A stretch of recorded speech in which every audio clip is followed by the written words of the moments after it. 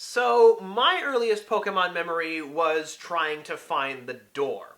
It was my birthday, and for my birthday, I got a purple Game Boy Color and a copy of Pokemon Blue. This copy of Pokemon Blue. Now, I don't have that Game Boy Color anymore because I traded it for a fat stack of Magic cards and an old gray brick. This old gray brick. Although I actually kind of like playing it on the gray brick because when the Pokemon appear on it, they're actually still blurry as they're moving across the screen, so you still have a couple extra seconds of mystery to wonder what Pokemon you've encountered when they first show up. But anyway, it was my birthday, party was over, and I was playing Pokemon Blue for the very first time, and I, for the life of me, could not find the front door to my house. I was like, oh my god, I just want to start the game already, because if you haven't played Red and Blue, the thing about Pokemon Red and Blue is that the buildings don't really have, like, an obvious hole in the wall saying, here's the door, stupid. You had kind of a solid wall and wasn't necessarily the most intuitive thing that you had to step through the wall in front of the rug on the floor. And honestly, I think I discovered that by complete accident. So the first 10 minutes of the game was spent trying to find my house, and the next maybe 30 or 40 was spent trying to find Professor Oak. Like, I'd go to his house and they say, oh, I think he headed to his lab, and I'd go to the lab and Gary would be like, hey, where's Gramps? I think he went over here, and I went over there, and back to my house, and back to his house, and back to this random guy's house, and I was like, eventually I was so frustrated, I was like, fine, I'll just leave town without him. And there he was. The game had played my young brain like a fiddle. I did not know at the time that you actually had to leave town in order to trigger Professor Oak, so this may seem like common knowledge now, but when I was a kid, it blew my mind that that was how you got Professor Oak to show up. So finally, an hour into the game, I got my first Pokemon. And back in the day, the myth around my neighborhood was that the version of the game determined which starter was strongest, so of course I grabbed Squirtle, and the rest is history. I went and fought Brock with a massively overleveled Wartortle, and it just kind of spiraled out of control from there. Now, here's the thing, is it wasn't very long that this would be the only Game Boy in the house, because after my dad discovered it, he borrowed it for a business trip and discovered that he could play Tetris for hours on the flight in between, so we eventually had a couple of other Game Boy Pockets, and of course the link cable there, a few other copies of the game, and we were all trading back and forth, and it was a really fun time. And another thing about that business trip is one day my dad came home from his business trip with a Japanese copy of Pokemon Gold. Now here's the thing, is that was actually the day that Pokemon Gold had been released in Japan, and at Narita Airport, where my dad flew out from, they have a little toy store that sells video games, and he bought me a copy of Pokemon Gold right before he got on the plane. So I was in America playing Pokemon Gold the day it released in Japan. So I don't think many other people like me had that experience. So that was another really fun thing about Generation 2, and one of the reasons it's my favorite is because I still had all of that magic and mystery to it. There were all these new Pokemon with names I couldn't read. I couldn't tell what anybody was saying or what to do. I got stuck in the unknown ruins so long that my team was like level 20 before I finally learned that you had to go and get the Togepi egg to actually continue the game. So my first discovery of Raikou was a real bombshell to me, because back in the day, don't forget, this was when Pokemon had come out in Japan. So there were no game guides or anything to help you with this. I had to figure this all out on my own, playing a game in a language I did not understand. And it was magical. So, and I was, of course, the envy of everyone at school because I had the new generation of the Pokemon games before people had even heard that there were new generations of the Pokemon game. I had to fend off several attempted muggings with my superior brute strength successfully. I managed to maintain that game for a long time, but that was part of it. There was a whole lot of discovery about where I didn't necessarily know what was going on. It's like, oh my god, it's Team Rocket, what are they doing here? And really, that was just really a fun time, and Generation 3, I think, was kind of when things started to slip.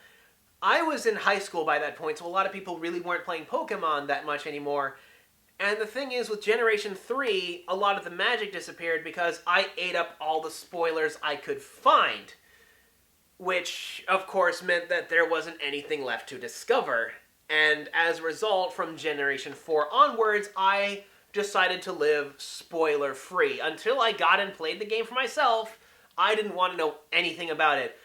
And the result of this was actually some really unusual things. Somewhere, I have footage of me playing Y for the first time, Pokemon Y for the very first time, and I get super excited encountering Scatterbug.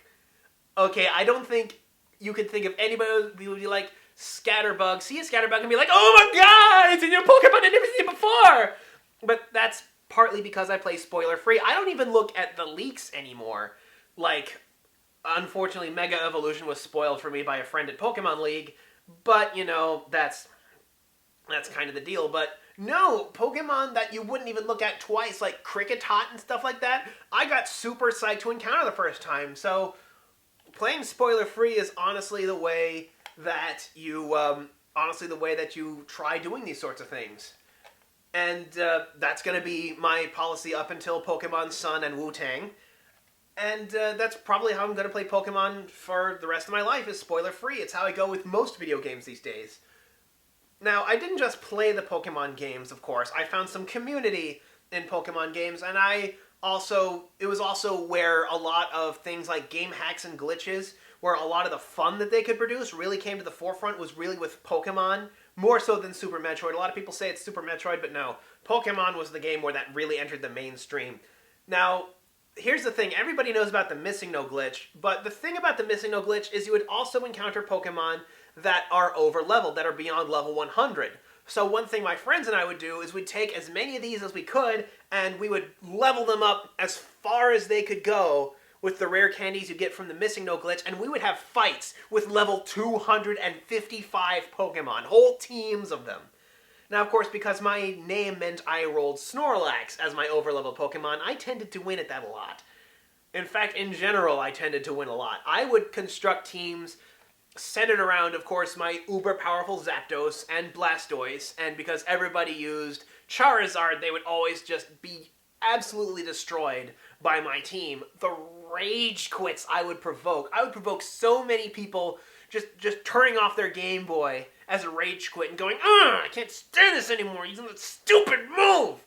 So, I was kind of the champ at school, and I was actually able to find a decent amount of community with Pokemon even later. In college, oh my god, all of you people who are high school students who think that Pokemon might be kind of lame and on the way out, when you get to college, oh boy, are people ever inviting to play Pokemon again.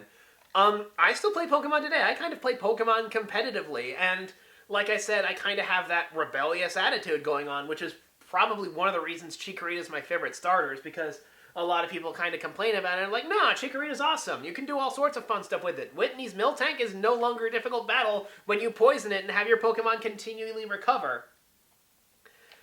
And I have a lot of good Pokemon memories. Like, the first shiny Pokemon I ever encountered that wasn't the red Gyarados was a Tentacool in the Japanese version, and I failed to catch it.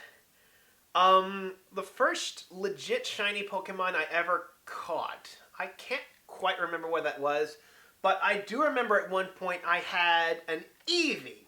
A shiny Eevee, and I evolved it into an Espeon. This lovely green Espeon, which makes it look like Carbuncle from the Final Fantasy games, and is actually the reason it has its hidden ability, is that Reflect, because that's what Carbuncle would do in Final Fantasy, is it would give you Reflect, and I loved my lime green Espeon, and I'm probably the only dude in existence who primarily thinks of Espeon as male, because my shiny Espeon was male, because, as we all know, most Eevees are male.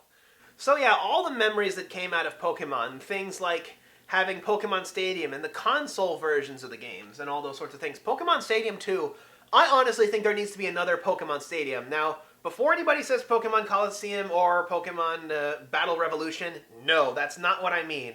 What Pokemon Stadium is not only was it a battle game, but it had so much more. It had the trainer school that let you look up every Pokemon in their Pokedex. It also taught basic and complex advanced strategies through tutorial battles. It had a ROM that let you play your Pokemon games on the big screen, something that you could do with the Wii U gamepad again.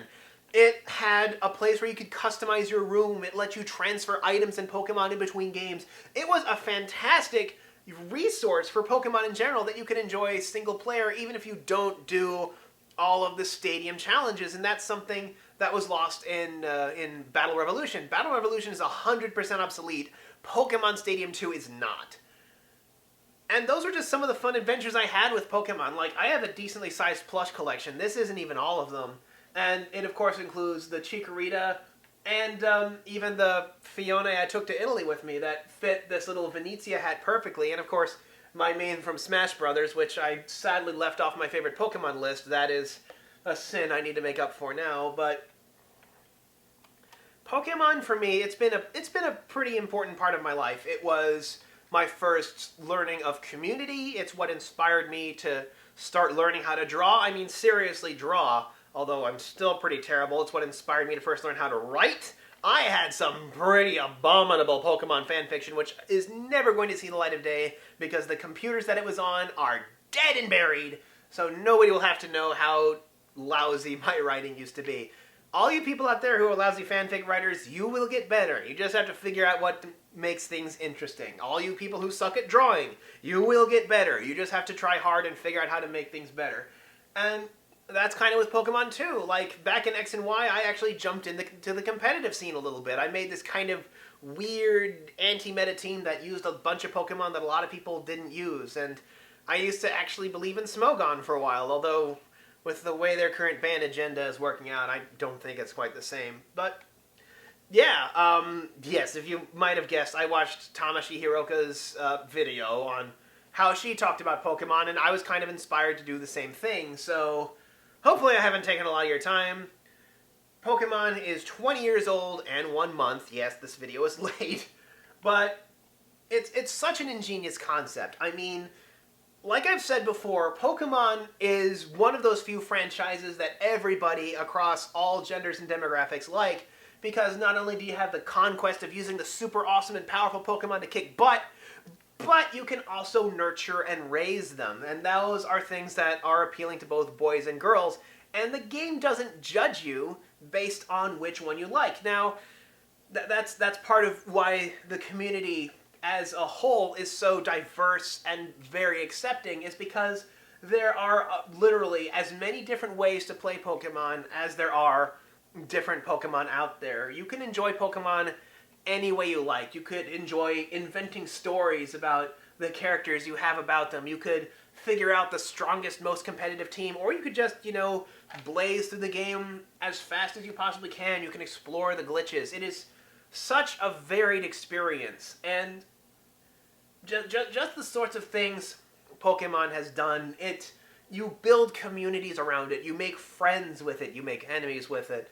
You randomly now can trade with anybody all over the world and just give people a hello. They even made Pokemon that specifically evolve by trading them as part of that interaction, and they work through Wonder Trade, where you can just throw a Pokemon into the heavens and your friend will get to see one and watch it evolve. It's just an amazing experience, and Pokemon has honestly been at the forefront of a lot of Nintendo's innovations. For instance, wireless trading and battling started with the Game Boy Advance and continued onwards, and is now pretty much an important thing in any portable console. Pokemon turned the Game Link cable from a fun, stupid, never-used gimmick to a must-have accessory. That is how strong it is, and honestly how strong I think it will continue to be. As long as they can keep finding ways to make the adventure fresh, which something as a guy who always plays spoiler-free can really enjoy, I really don't think Pokemon will ever wear itself out. People try to say that they ran out of ideas at Gears and Ice Cream. I look at them and say, dudes, Voltorb, it's a freaking Pokeball. The ideas have always, kind of had trouble sticking out. And, this Jigglypuff, it's a freaking balloon, and yet it's a top-tier fighter in one of the most popular fighting games in the world. It's just been such a strong cultural phenomenon, and it's one that will continue to go on. So that's me. That's my thoughts on Pokemon. It's way longer than Tamashi's video, but hey, you got to hear about how I, as a kid, was too stupid to find the front door to my own house. So Until next time, this is Kodak signing off.